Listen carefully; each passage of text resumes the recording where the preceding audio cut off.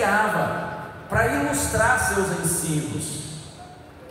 Essas 3 parábolas que Jesus conta, elas são uma forma didática e respeitosa de Cristo ensinar a verdade e mostrar o erro desses líderes religiosos. É curioso que as 3 parábolas, elas têm uma estrutura semelhante. Jesus fala da tragédia da perda, depois do empenho, a busca pelo que se perdeu e a alegria por ter encontrado aquilo que havia se perdido. Muitos de vocês conhecem. A primeira parábola é assim: Jesus disse: um homem tinha 100 ovelhas, mas uma se extraviou, se perdeu. E este homem então, ele deixou as 99 ovelhas e foi em busca da que se perdeu.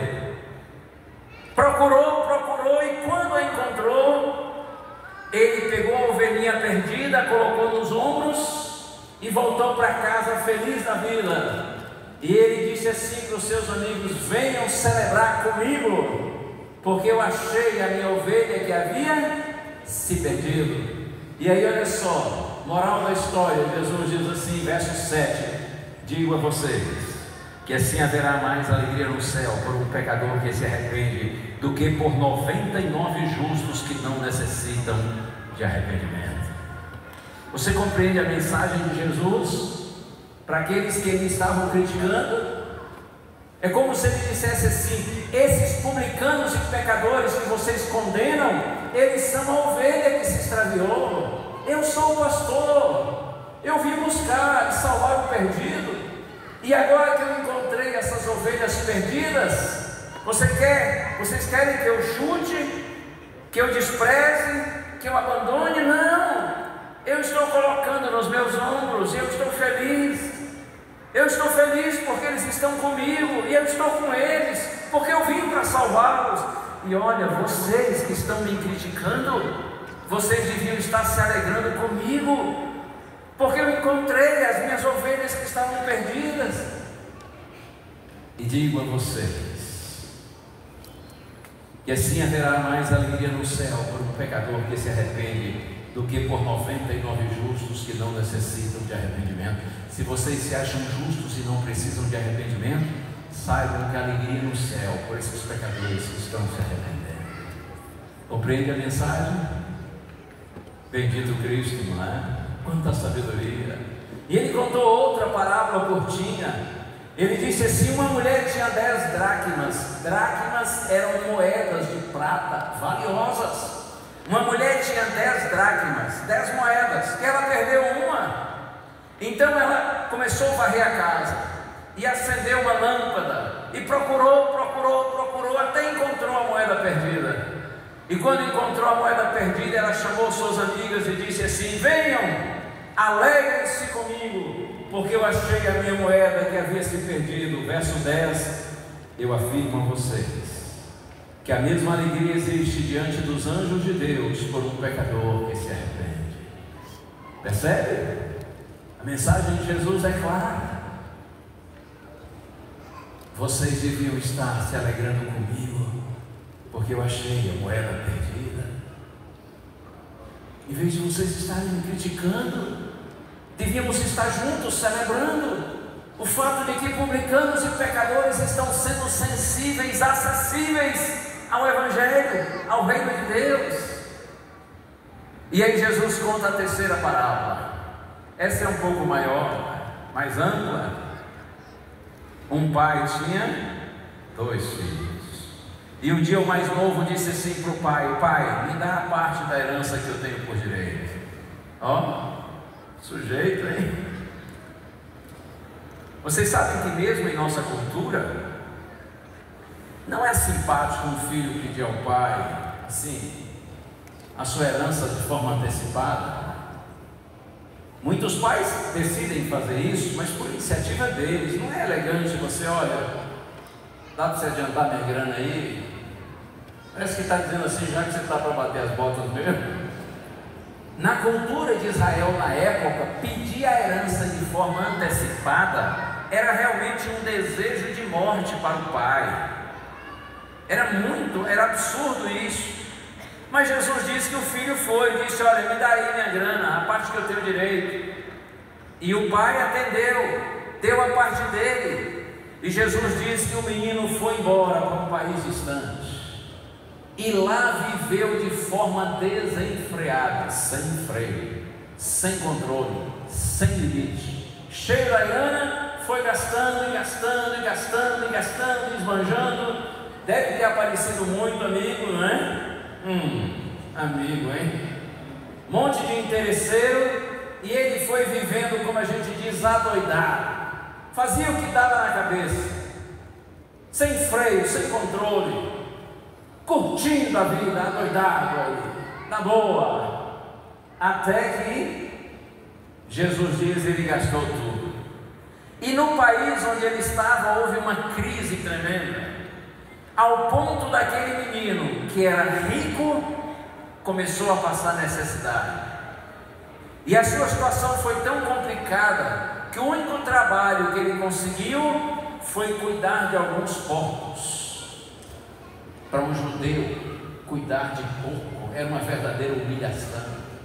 E aí Jesus diz que ele sentia tanta fome, como ninguém lhe dava nada, ele comia as próprias comidas dos porcos, ele disputava com os porcos a comida. Qual é a mensagem de Jesus sobre isso?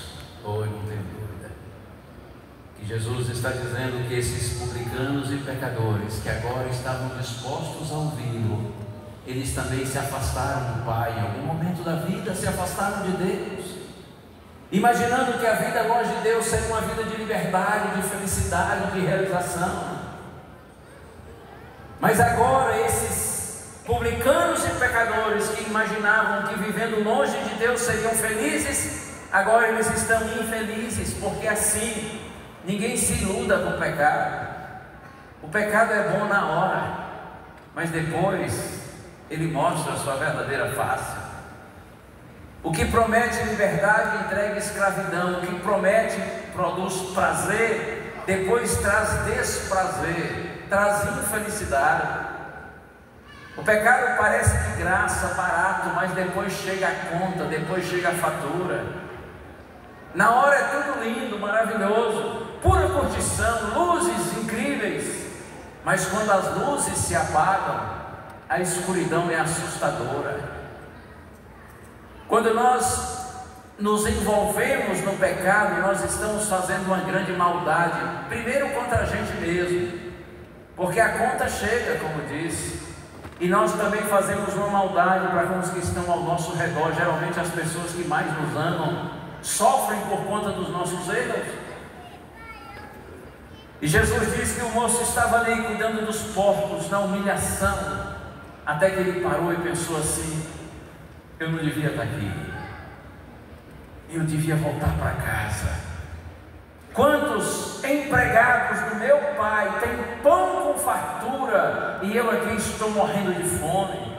Bendita a hora quando o ser humano, distante de Deus, em busca dessa suposta liberdade que o mundo oferece, que em realidade é uma escravidão, bendita a hora quando o ser humano tem a humildade de reconhecer seu estado caótico, infeliz sem Deus, e decide voltar para Deus. E o menino, na sua humilhação, disse assim: eu vou me levantar e vou voltar para o meu pai, e eu vou lhe dizer: pai, eu pequei contra o céu e diante do Senhor, já não sou digno nem de ser chamado seu filho, me trate como um dos seus empregados. E ele se levantou e foi. Arrependimento para valer não é só quando você chora, mas quando você muda. Não é só quando você sente tristeza pelas consequências do seu erro, mas quando você decide abandonar o erro. A Bíblia diz, Jesus diz que o moço se levantou e foi para a casa do pai. E a parte que eu mais gosto da parábola está aqui no verso 20: e levantando-se foi para o seu pai. Vinha ele ainda longe quando o seu pai o avistou, e compadecido dele, correndo, o abraçou e o beijou. Eu fico imaginando isso, o pai vendo o filho longe vindo, que Jesus disse isso, que o pai o avistou de longe? Eu penso que a ideia é que o pai sentia saudade do filho, ainda que o pai tenha permitido que ele fosse embora, porque Deus respeita a liberdade do ser humano de querer estar com ele ou deixá-lo. Ainda que o pai tenha permitido que ele fosse, o pai sentia saudade do filho. Então ele olhava para o horizonte todos os dias na esperança de que um dia o filho voltasse. E um dia ele viu o filho voltando, e ele não resistiu. Compadecido, cheio de compaixão, de amor, Jesus diz que o pai saiu correndo, abraçou o filho e o beijou. E o filho disse assim: pai, eu pequei contra o céu diante de ti, eu não sou digno de ser chamado teu filho. E antes de dizer, me trate como um dos seus empregados, o pai disse: basta, não precisa falar mais nada, a humilhação era lá, aqui agora é hora do perdão e da restauração. Você não precisa falar mais nada, o importante é que você já veio e confessou o seu erro. E então o pai chamou um dos empregados e disse assim: traga a melhor roupa e coloque no meu filho. Certamente voltou maltrapilho. Coloque as sandálias nos seus pés, os escravos é que andavam descalços, e coloque um anel no dedo dele, que era um sinal de filiação. E o pai disse assim: e pegue o bezerro gordo. Tadinho do bezerro, alegria de um, tristeza de outro. Pega o bezerro gordo que estava preparadinho lá, cevadinho, e vamos matá-lo e comê-lo. Vamos fazer um churrasco, porque este meu filho, disse o pai, estava morto e reviveu, estava perdido e foi achado. Qual é a mensagem? Ora, como a gente diz popularmente, está na cara. Jesus estava dizendo para os escribas e fariseus: os publicanos e pecadores estão voltando para o Pai, estão voltando para casa. Eu estou feliz. Vocês deviam estar felizes comigo, porque o Pai mandou chamar os amigos e fazer uma festa, porque o filho voltou para casa. A mensagem é essa: 3 vezes, 3 histórias com o mesmo objetivo. Deus tem prazer em perdoar os pecadores. Há perdão para todos quantos queiram. Todos os que estavam perdidos, mas não esquecidos. Todos foram buscados e restaurados, porque esse é o prazer de Deus. Louvado seja o Senhor. Amém. Mas você sabe que a história não termina, né? Tem mais um pedacinho aí no final. E agora pense bem: se a ovelha é perdida, a dracma perdida, e esse jovem que foi embora, o filho pródigo, e voltou, representam os publicanos e pecadores que estão vindo ouvir Jesus e sendo abençoados por ele. Agora essa terceira parábola tem esse finalzinho. Jesus diz assim: e o irmão mais velho chegou do campo e ouviu o barulho da festa na casa, e perguntou para um dos empregados do pai: que barulho é esse aí? O que está vendo? E o empregado disse assim: é que seu irmão mais novo, ele voltou para casa. E o seu pai está tão feliz porque ele voltou, que resolveu fazer uma festa. E aí o irmão mais velho pensou assim: que legal, já vou entrar e abraçar meu irmão que voltou para casa. Foi assim? Não. Lembra? Esse irmão mais velho representa os escribas e fariseus que criticavam Jesus. Jesus disse que o irmão mais velho ficou indignado, ficou bravo, não quis entrar. Aí o pai saiu e disse assim: filho, vem para dentro, o seu irmão voltou, estamos nos alegrando, vem se alegrar com a gente. E ele disse assim: não vou não. Esse seu filho, nem disse esse meu irmão, esse seu filho, acusação, esse seu filho pegou o seu dinheiro e gastou, esbanjou por aí, até com prostitutas. Quem contou para ele que o rapaz esteve com prostitutas? É possível que tenha estado mesmo, mas quem contou para ele? Quem vive cheio de justiça própria tende a ver só injustiça na vida dos outros. Quem se acha muito santo, considera todos os outros como pecadores. Compreende?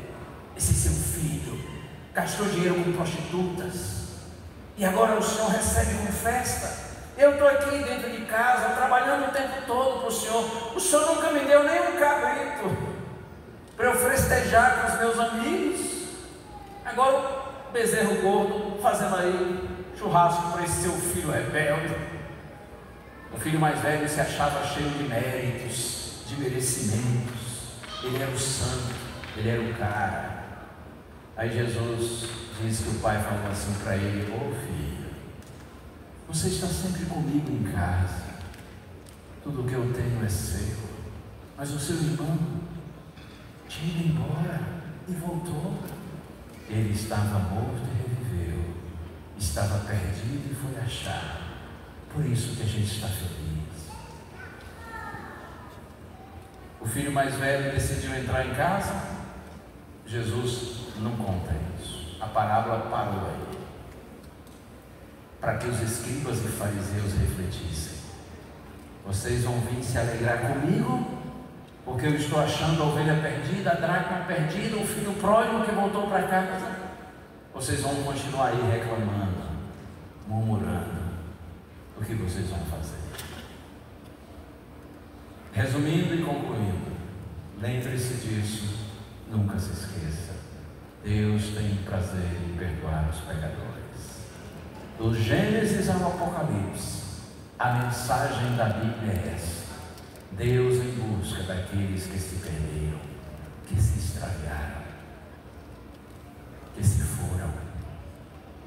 Eles estão perdidos, mas não esquecidos, porque eles não perderam o seu valor aos olhos do Pai, aos olhos do dono.